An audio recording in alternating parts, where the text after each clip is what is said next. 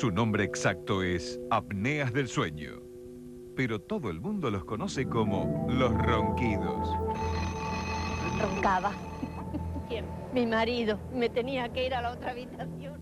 Se los puede tratar en broma, pero traen trastornos, problemas de corazón, divorcios y hasta pueden causar la muerte súbita. También se cierra esta parte de la orofaringe. Ronquidos, un informe para ver bien despierto, este lunes a las 20, Telenoche.